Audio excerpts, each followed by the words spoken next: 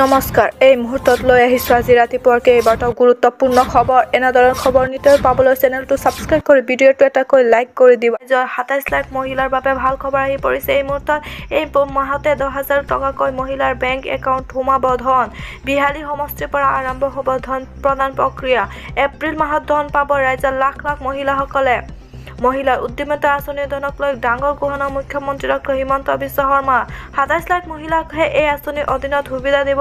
চৰকাৰে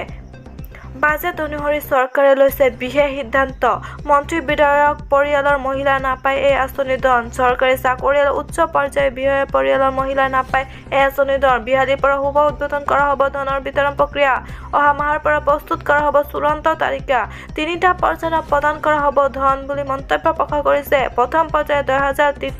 দ্বিতীয় পৰ্যায়ত 25,000 আৰু তৃতীয় পৰ্যায়ত 50,000 টকা দিয়া হ'ব বুলি মত প্ৰকাশ কৰিছে 2,000 কোটি টকাৰ অনুমোদন মহিলা উদ্যমিতা আঁচনিৰ বাবে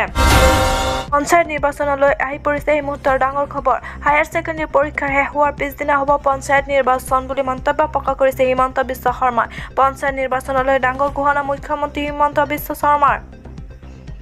পঞ্চায়ত নিৰ্বাচনক আমি সম্পূৰ্ণ সাজু আছো বুলি মত প্ৰকাশ কৰিছে হিমন্ত বিশ্ব শৰ্মা পৰীক্ষাৰ সময়ত কোনো কাৰণত অনুষ্ঠিত নহয় পঞ্চায়ত নিৰ্বাচন পৰীক্ষা ছাত্ৰ-ছাত্ৰীৰ অসুবিধাৰ কথা চিন্তা কৰি পিছুৱাই দিয়া হৈছে পঞ্চায়ত নিৰ্বাচন এই মন্তব্য মুখ্যমন্ত্ৰী হিমন্ত বিশ্ব শৰ্মাৰ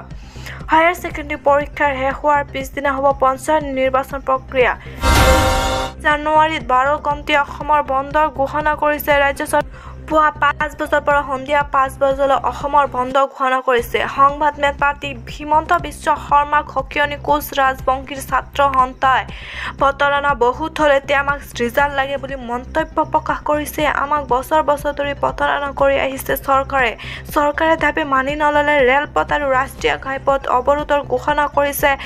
কোচ ৰাজবংশবাদী ছাত্ৰ সন্থাই শীঘ্ৰে দাবী মানি ল'বই লাগিব চৰকাৰে কোচ ৰাজবংশীৰ জনজাতিকৰণ আৰু পৃথক কমতাপুৰ দাবীতে এই বন্ধৰ ঘোষণা মুখ্যমন্ত্ৰী হিমন্ত বিশ্ব শৰ্মা অপেন চেলেঞ্জ দি বন্ধৰ ঘোষণা কোচ ৰাজবংশীৰ ছাত্ৰ সন্থাৰ